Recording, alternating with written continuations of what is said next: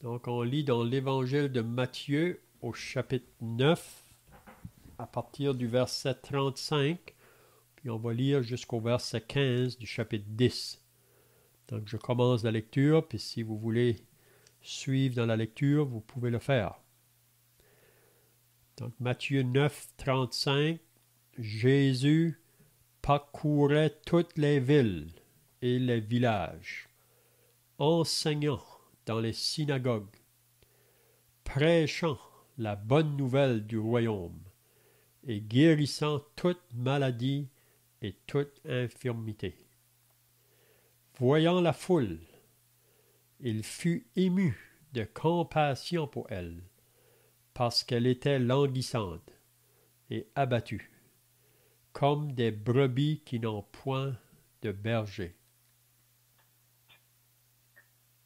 Alors il dit à ses disciples, la moisson est grande, mais il y a peu d'ouvriers. Priez donc le maître de la moisson d'envoyer des ouvriers dans sa moisson.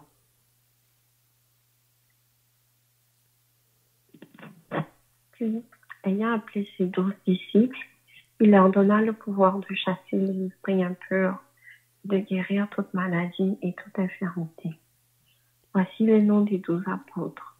Le premier, Simon, appelé Pierre, et André, son frère, Jacques, fils de Zébédée, et Jean, son frère.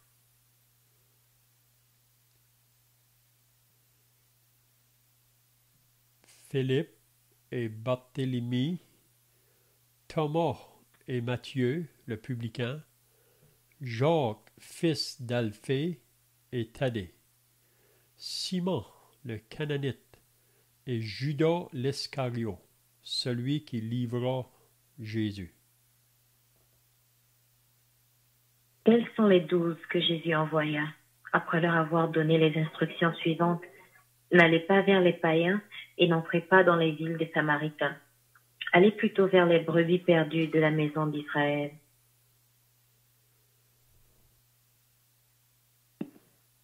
Allez, prêchez et dites, le royaume des cieux est proche. Guérissez les malades, ressuscitez les morts, purifiez les lépreux, chassez les démons. Vous avez reçu gratuitement, donnez gratuitement.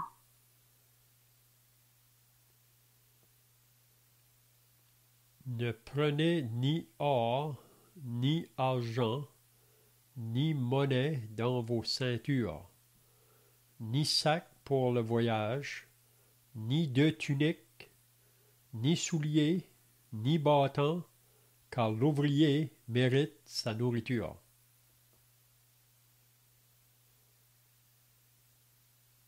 Dans quelque ville ou village que vous entriez, informez-vous s'il s'y trouve quelque homme digne de vous recevoir et demeurez chez lui jusqu'à ce que vous partiez. En entrant dans la maison, saluez-la. Et si la maison en est digne, que votre paix vienne sur elle. Et si elle n'en est pas digne, que votre paix retourne à vous. Parce qu'on ne vous recevra pas et qu'on n'écoutera pas vos paroles, sortez de cette maison ou de cette ville et secouez la poussière de vos pieds.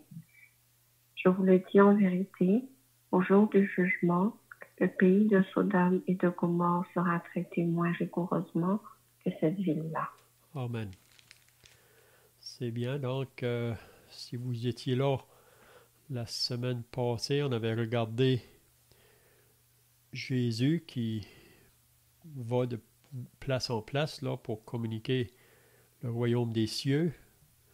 Puis plus qu'il avance dans son ministère, plus que les foules viennent à lui, parce qu'on entend parler de lui partout, à cause des miracles et les guérisons qu'il peut faire sur toutes les maladies.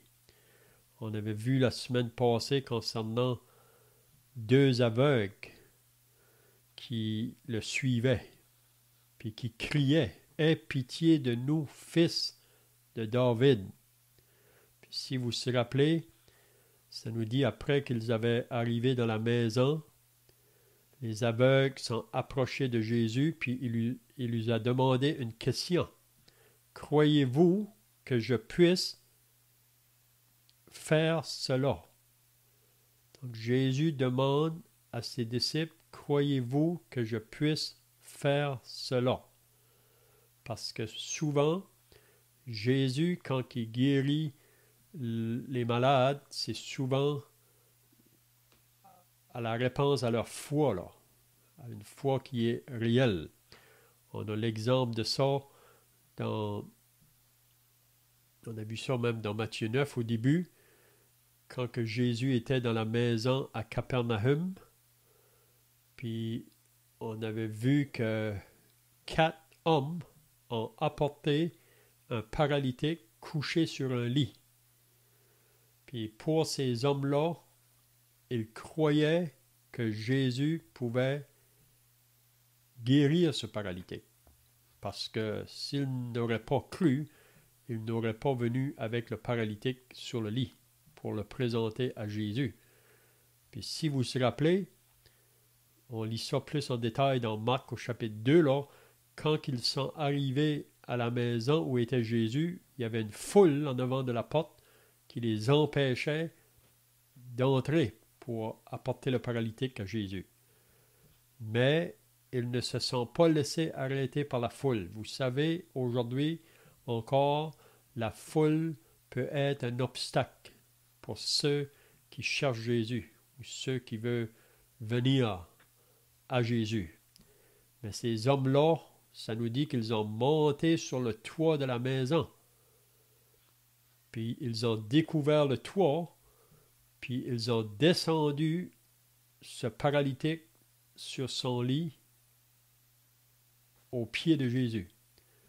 Puis si vous vous rappelez, ça nous dit que Jésus, voyant leur foi, donc Jésus, lui, il connaît exactement quand des personnes s'approchent de lui, si que réellement, il croit réellement qu'il peut faire quelque chose. Parce que, vous savez, c'est la même chose quand on va avec le message de l'Évangile. Vous savez, dans le message de l'Évangile, il y a une puissance. C'est la puissance de Dieu. C'est pour ça que l'apôtre Paul dit dans Romains au chapitre 1, « Car je n'ai point honte de l'Évangile, car c'est la puissance de Dieu pour le salut de quiconque croit. » Donc, dans le message, il y a la puissance de Dieu, mais cette puissance de Dieu-là va seulement agir dans ceux qui vont croire le message, qui vont accepter ce message, puis c'est par le moyen de la foi. Parce que la foi, ce n'est pas un saut dans l'invisible. La foi, c'est simplement croire ce que Jésus dit. Donc, si Jésus le dit, je le crois. C'est ça la foi. La foi est une ferme assurance des choses qu'on espère, une démonstration de celles qu'on ne voit pas. Même ça nous dit qu'il est impossible d'être agréable à Dieu sans la foi. Donc, souvent quand Jésus guérit, c'est souvent à la réponse de la foi de la personne qui est venue à lui. Parce que c'est ça que Jésus a dit là. Jésus, voyant leur foi, dit à ce paralytique, « Mon enfant, tes péchés sont pardonnés. » Puis vous savez qu'est-ce qui s'est passé par la suite là. Mais ici, on avait vu la semaine passée, « Croyez-vous que je puisse faire cela? » Donc le oui de la foi, c'est pas un oui si ou un oui mais, et c'est vraiment un oui qui engage la personne et qui croit que ce que Dieu dit est vrai. Et donc, croyez-vous que je puisse faire cela? Oui, Seigneur, lui répondirent-ils. Alors il leur toucha les yeux en disant, qu'il vous soit fait selon votre foi. Et leurs yeux s'ouvrirent. Donc, vous pouvez vous imaginer. Aveugle, puis dans un instant, il voit. On avait fait l'application la semaine passée, que chacun de nous, avant d'être sauvés, nous sommes tous des aveugles spirituels. À cause qu'on est né avec cette nature du péché, on est séparé de Dieu. On est coupé de Dieu. Donc on est des aveugles. Mais aussi longtemps qu'on ne réalise pas notre état, c'est comme ces aveugles-là. Aussi longtemps qu'ils ne réalisaient pas qu'ils avaient un besoin, ils n'auraient pas été vers Jésus, mais ils réalisaient leurs besoins. Donc c'est la même chose. Pour un pécheur qui réalise son besoin, qui réalise c'est vrai, je suis aveugle, je ne vois pas en ce qui concerne les choses spirituelles. Puis que cette personne-là vient dans la réalité, là, que Jésus peut me ouvrir les yeux. Jésus peut me sauver. Puis le moment qu'une personne vient à cette condition-là, là, c'est pas longtemps que le salut prend place. Ses yeux vont être ouverts. Donc, ces personnes-là ont eu leurs yeux ouverts. Puis si vous vous rappelez, on avait vu aussi un homme qui était muet. C'était un démon vraiment qui le rendait muet. Ça veut dire qu'il ne pouvait pas parler. Il était muet. Mais ça, c'est une autre application qu'on peut faire avant qu'on ait sauvé ou qu'on est réconcilié avec Dieu ou qu'on est né de nouveau. On est muet en ce qui concerne les choses de Dieu. On ne peut pas parler des choses de Dieu quand on est sans Dieu, dans la réalité. Mais Jésus a chassé le démon. Puis cet homme-là s'est mis à parler. Donc c'est la même chose après qu'on est sauvé, on veut parler. Et on n'est pas obligé d'être poussé de parler, c'est notre désir de parler de notre Sauveur, pour de dire aux autres qu'est-ce qu'il a fait pour nous. Hein? Puis on voit que ce qu'on va voir ce soir, ça continue dans la même pensée, là. Ça continue dans la même pensée. Donc, je ne sais pas si que vous avez des questions ou des pensées à ajouter, là. Qu'est-ce qu'on a vu la semaine passée? Sinon, on continue au verset 35 du chapitre 9. Donc, le verset 35, Jésus parcourait toutes les villes et les villages. Donc, on peut voir que Jésus, comment je dirais, était un homme bien occupé. Après qu'il a commencé son ministère public, il allait de lieu en lieu. Donc, ça veut dire qu'il faisait beaucoup de marches. Pendant ce temps-là, ils n'avaient pas de voiture. Parfois, ils pouvaient voyager avec des animaux. Mais on peut voir que Jésus, souvent, marchait. On lit dans l'évangile de Marc qu'il avait demandé à ses disciples d'avoir toujours une barque à leur disposition parce que parfois, ils devaient traverser des mers ou des lacs. Mais en ce qui concerne les choses matérielles, Jésus ne possédait rien vraiment. C'est vrai qu'il possédait tout parce qu'il est Dieu manifesté en chair. Oui? Mais ça nous dit qu'il n'avait pas un lieu où reposer sa tête. Il avait dit les renards ont des tanières, les oiseaux ont des nids, mais le Fils de l'homme n'a pas un lieu où reposer sa tête. Donc, on peut voir que jour après jour, quand il a commencé son ministère public, là, il pouvait commencer très tôt le matin jusqu'à très tard le soir. Puis même parfois, il passait des nuits à prier. Il était en communion avec son Dieu parce qu'à chaque jour, il avait à rencontrer l'opposition à cause du message qu'il portait. Puis c'est la même chose aujourd'hui. Si on va vouloir parler de la bonne nouvelle, de l'Évangile, on va rencontrer l'opposition du monde autour de nous. Donc Jésus parcourait toutes les villes et les villages. Il était un enseignant. Il n'a jamais été à l'école des rabbins, mais il était le plus grand maître enseignant. Donc, il enseignait dans les synagogues. Puis, vous savez que Jésus, premièrement, il est venu chez les siens. Il est venu vers son peuple. Donc, c'était vers eux, premièrement, que le message doit être annoncé. Donc, il enseignait dans les synagogues. Si vous vous rappelez dans Luc au chapitre 4, quand il est venu dans sa ville où il a grandi à Nazareth, Jésus est venu dans sa ville, puis il est allé à la synagogue, puis c'est lui qui a lu dans la parole de Dieu ce jour-là.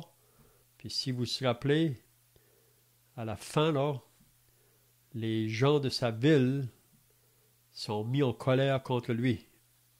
Ils ne voulaient pas accepter ce qu'il disait à propos de lui, qu'il était le Fils éternel de Dieu. Puis si vous vous rappelez, ils l'ont sorti de la synagogue pour le jeter au bas de la montagne. Mais Jésus est fui vraiment. Donc, il vient dans les synagogues, il prêche la bonne nouvelle du royaume et concernant le Messie qui était promis, que ce Messie-là, un jour, va établir son royaume sur la terre. Même pour les Juifs, eux attendaient ce Messie-là qui allait établir le royaume maintenant, tout de suite. Donc, si Jésus est le Fils de Dieu ou le Messie, il devrait régner tout de suite. Mais ils n'ont pas compris. Puis c'est à cause qu'ils étaient aveuglés vraiment dans le côté spirituel. C'était des gens très religieux, des gens qui connaissaient les Écritures de l'Ancien Testament, ils connaissaient les prophètes, ce qu'ils avaient annoncé, mais ces gens-là étaient incrédules. Mais ils n'avaient pas compris qu'avant que Jésus règne, il faut qu'il souffre et qu'il meure, qu'il soit mis dans le tombeau, qu'il ressuscite le 3e jour, puis qu'il va venir ensuite pour établir son règne sur la terre. Donc c'est ça la bonne nouvelle que Jésus annonçait, prêchant la bonne nouvelle du royaume, et dans son ministère, il guérissait toute maladie et toute infirmité. Vous pouvez vous imaginer, si que Jésus était pour se présenter aujourd'hui dans ce monde qui est malade, les hôpitaux sont remplis, Jésus pouvait guérir toute maladie et toute infirmité. Puis là, on lit au verset 36, « Voyant la foule ». Donc, des foules venaient à lui. Puis, comme on l'a dit déjà dans les semaines passées, beaucoup de cette foule qui venait à lui, c'était surtout pour leurs besoins physiques.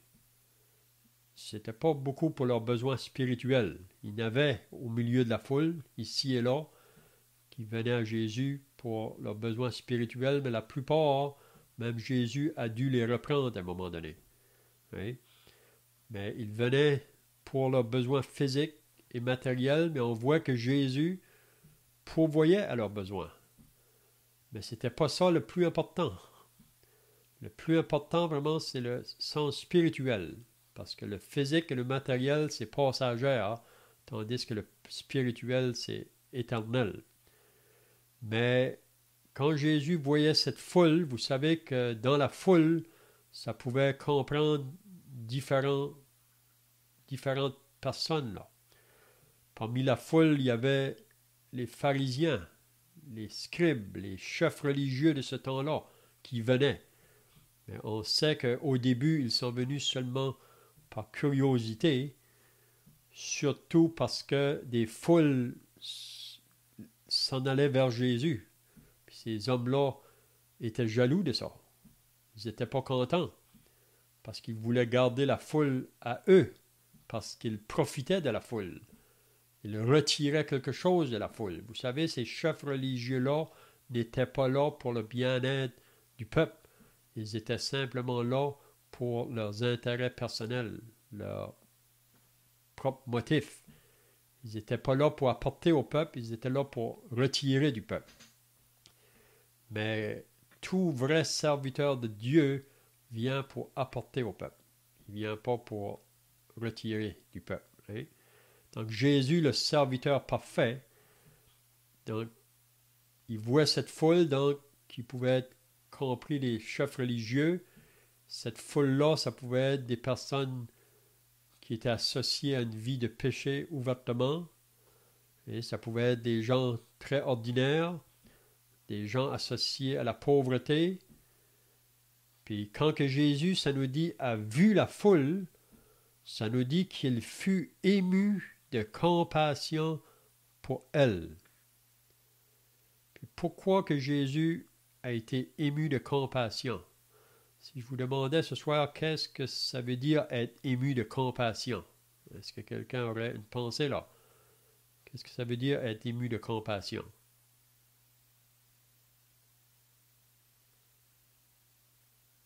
On peut dire, c'est pouvoir sentir la peine et les douleurs de quelqu'un d'autre.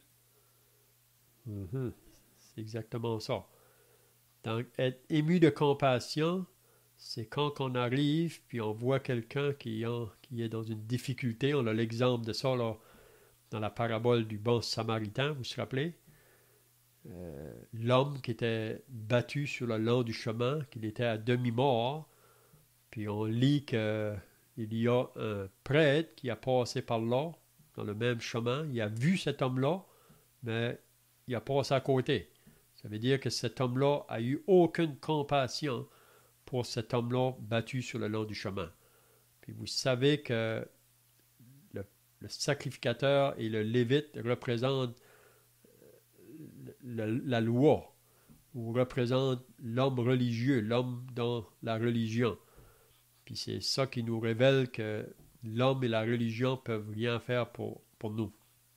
Parce que souvent, ils viennent pour recevoir de nous, pas pour apporter, pour nous donner. Donc, parce que cet homme-là était à demi-mort, il pouvait pas leur apporter quelque chose, donc ils sont passés à côté. Hein? Le sacrificateur, le lévite. Mais vous vous rappelez qu'un Samaritain qui passait par ce chemin-là. Puis vous vous rappelez qu'est-ce qu'on lit?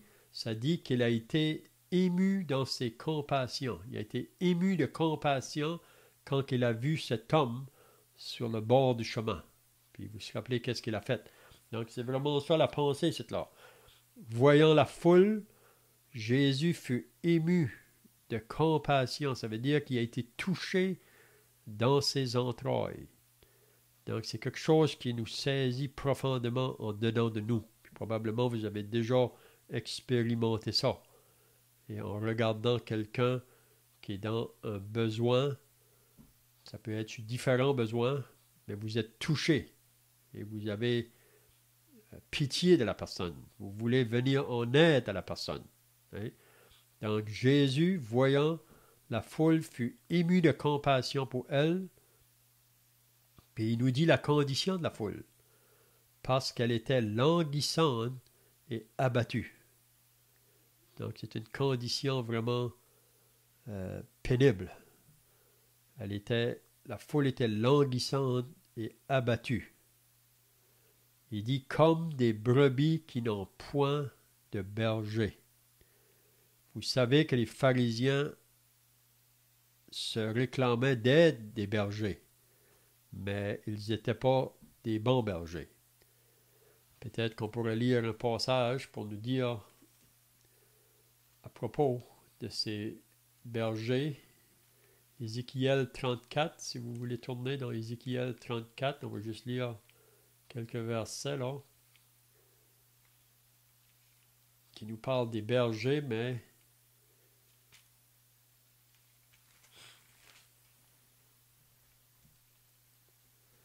on va lire à partir du verset 1, Ézéchiel 34, du verset 1. Peut-être qu'on peut aller jusqu'au verset 10. Donc je commence la lecture, puis si vous voulez suivre, Ézéchiel 34 et le verset 1. La parole de l'Éternel me fut adressée en ces mots. Fils de l'homme, prophétise contre les pasteurs d'Israël, ou les bergers. Prophétise et dis-leur aux pasteurs, ainsi parle le Seigneur l'Éternel. Malheur aux pasteurs d'Israël qui se paisaient eux-mêmes. Les pasteurs ne devaient-ils pas paître le troupeau?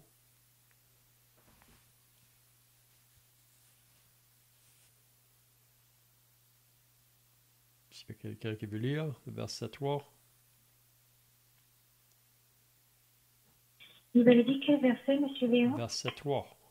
Ézéchiel 34, le verset 3.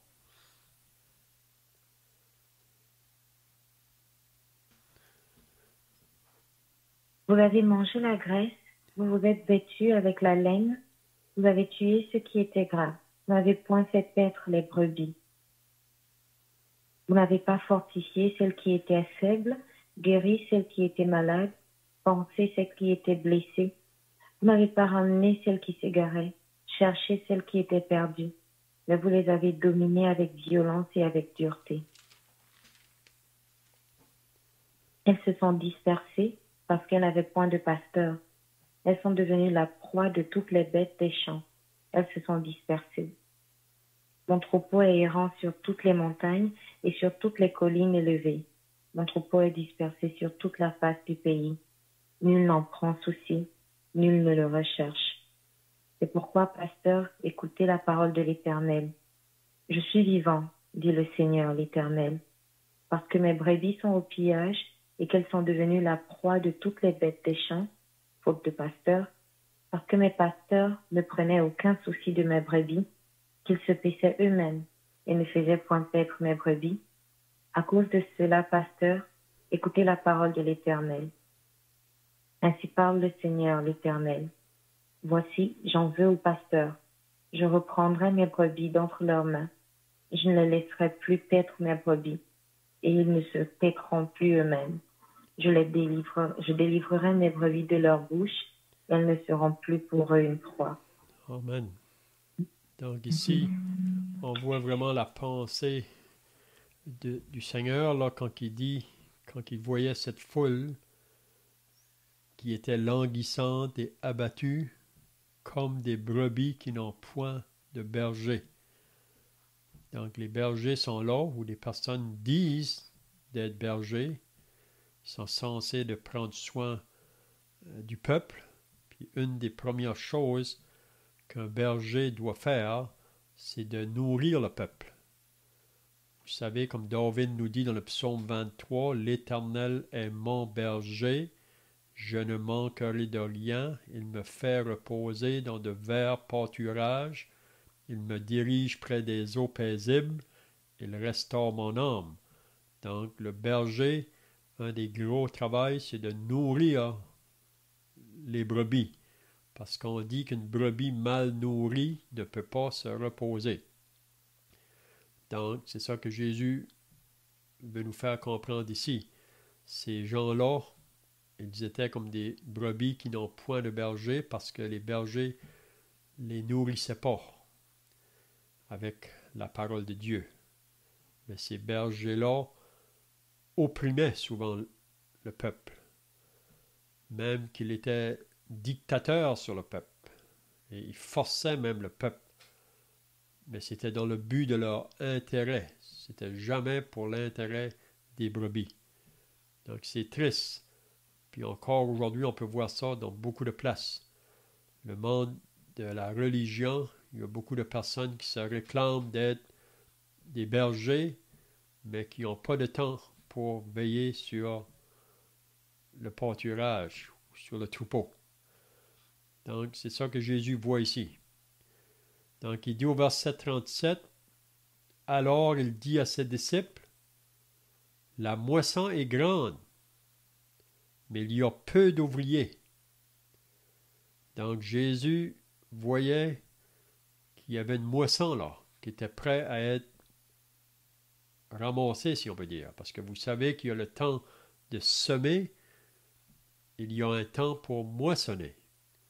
Donc Jésus pouvait voir au travers de cette foule qu'il y avait une moisson, mais il n'y avait pas d'ouvriers pour ramasser la moisson. Donc qu'est-ce que Jésus dit au verset 38? « Priez donc. » Donc c'est une exhortation vraiment à ses disciples, ou même la foule qui est là autour, ceux qui vont répondre à l'appel de Jésus. Il va leur dire, « Priez donc le maître de la moisson d'envoyer des ouvriers dans sa moisson. » Donc, c'est un appel du Maître. Il veut que nous prions. Puis peut-être qu'on peut tous confesser, pour nous qui appartiennent au Seigneur, qu'on néglige de faire cette prière.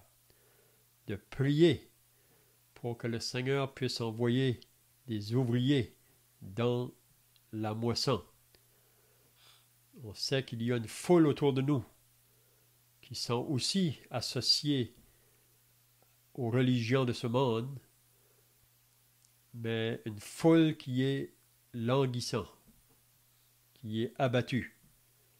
Même si on lirait dans Matthieu chapitre 11, Jésus peut dire là, quand il fait un appel là, chapitre 11 et le verset 28, il dit « Venez à moi, vous tous qui êtes fatigués et chargés. » On pourrait mettre le même mot là, languissant et abattu. « Venez à moi, vous tous qui êtes fatigués et chargés, et je vous donnerai du repos. Prenez mon joug sur vous et recevez mes instructions, car je suis doux et humble de cœur, et vous trouverez du repos pour vos âmes, car mon joug est doux et mon fardeau léger. » Donc Jésus lance un appel. Venez à moi, parce que Jésus est le seul qui peut remplir ou satisfaire le vide qui se trouve à l'intérieur de chaque être humain, de ceux qui n'ont pas encore répondu à son appel. Donc la raison pourquoi que beaucoup sont languissants, abattus, fatigués, chargés, c'est parce qu'ils essayent toujours de satisfaire ce vide par les choses que le monde a à leur offrir, mais ils restent toujours insatisfaits ou ils sont toujours pas altérés, si on peut dire. Mais le seul qui peut remplir le vide, Jésus l'a dit à la femme samaritaine, celui qui boira de cette eau aura encore soif, parce que ce monde qui nous entoure, avec toutes les choses qu'ils ont à nous présenter, laisse la personne toujours dans le vide. Mais Jésus est le seul qui peut combler ce vide. Donc celui qui boira de cette eau aura encore soif, mais celui qui boira de l'eau que je lui donnerai n'aura jamais soif. Donc Jésus, c'est lui la réponse aux besoins de l'homme ou la femme qui est languissante et abattue ou chargée et fatiguée. Jésus veut qu'on vienne à lui, puis lui va nous donner le repos de l'âme. Puis c'est lui vraiment qui peut nous donner la paix. Et c'est comme qu'on lit dans Romains chapitre 5, « Étant donc justifiés par la foi, nous avons la paix avec Dieu par notre Seigneur Jésus-Christ. » Donc, c'est le moment qu'une personne vient à la repentance et à la foi au Seigneur Jésus-Christ. À ce moment-là, il reçoit la paix avec Dieu. Puis à partir de ce jour-là, tout est bien pour son âme. Il sait que s'il doit partir aujourd'hui, que sa place est prête pour l'éternité. Donc, priez donc le maître de la moisson d'envoyer des ouvriers dans sa moisson. Donc, on devrait prier, vous savez, pour que le Seigneur puisse nous élever, pour nous qui appartiennent au Seigneur, d'aller vers ce monde qui est dans le besoin. On dit que l'Évangile est vraiment la solution pour le besoin de l'humanité. Hein? Donc, maintenant, si on rentre dans le chapitre 10, là, Jésus va appeler ses 12. Donc, c'est vraiment ici la première mention, là, que quand Jésus va envoyer ses 12 apôtres dans un travail missionnaire, on peut dire qu'il les a préparés jusqu'à maintenant. Ils ont marché avec lui, ils l'ont vu aller de ville en ville, de village en village, ils l'ont entendu enseigner, puis maintenant, là, il veut les envoyer.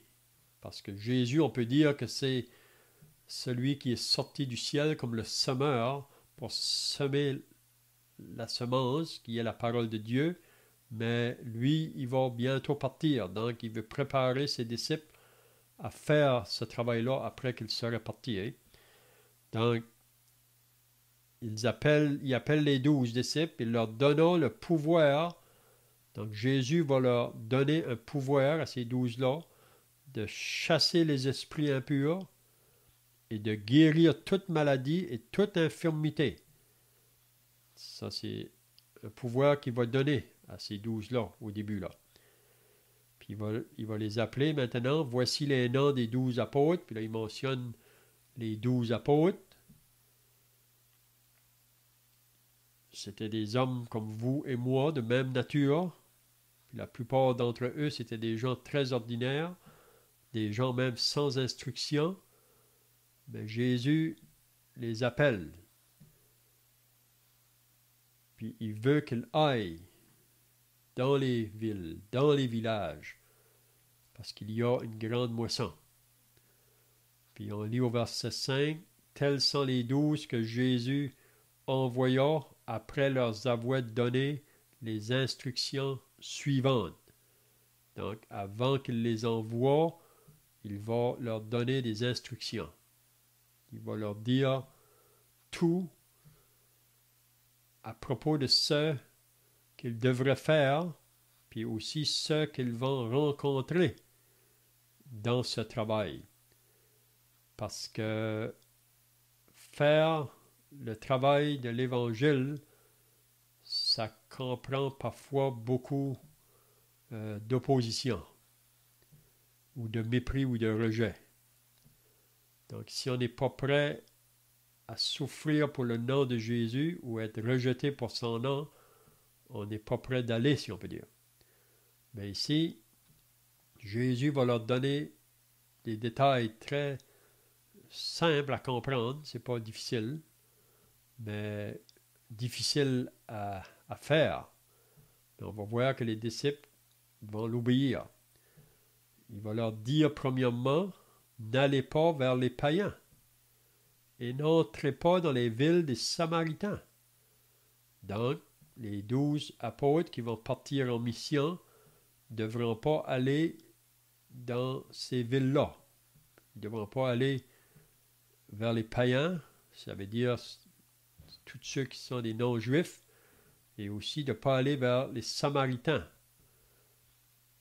Mais en premier, ils devaient aller vers les brebis perdues de la maison d'Israël. Ça veut dire qu'ils devraient aller premièrement vers les Juifs, vers ce peuple qui avait été appelé de Dieu sous l'Ancienne Alliance, mais c'est vers eux premièrement que l'Évangile va être annoncé, ou la bonne nouvelle du royaume de Dieu.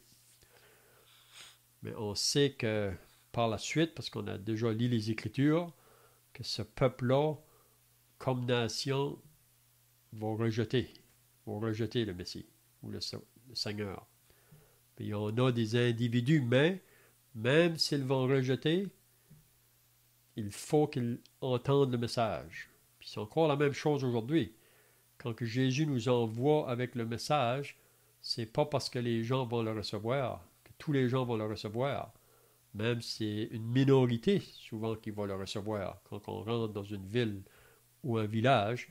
Mais la responsabilité du disciple, c'est d'annoncer le message.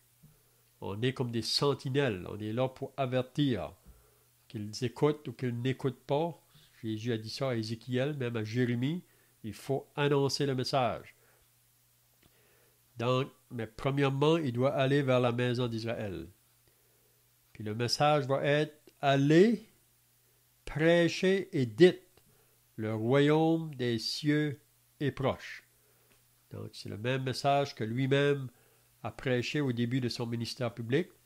Même Jean-Baptiste prêchait concernant le royaume des cieux. Donc, allez, prêchez et dites, le royaume des cieux est proche.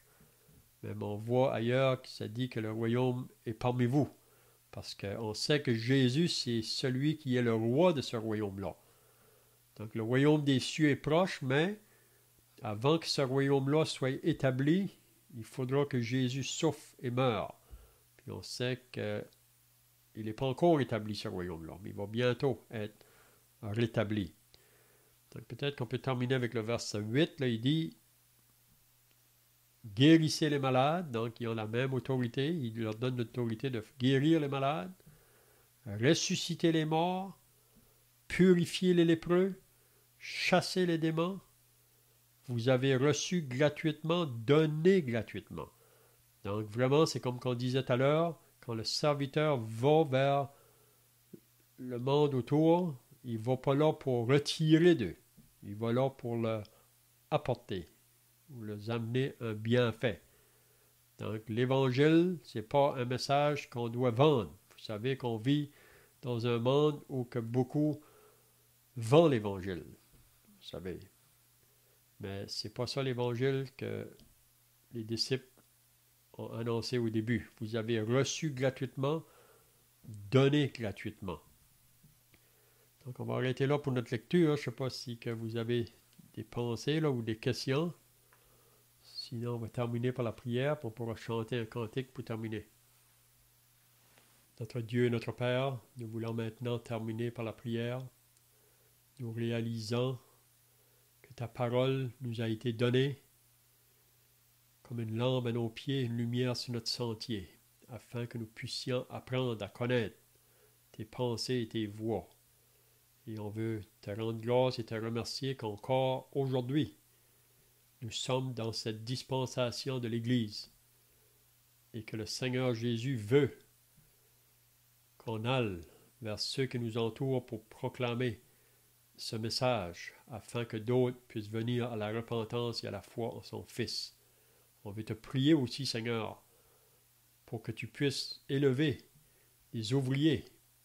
On sait que nous sommes tous responsables, dans une mesure ou une autre, de faire connaître ton nom à ceux qui nous entourent. Donc on prie ta bénédiction sur chacun qui était là ce soir. Bénis-nous par ta parole. Nous t'en prions au nom du Seigneur Jésus. Amen.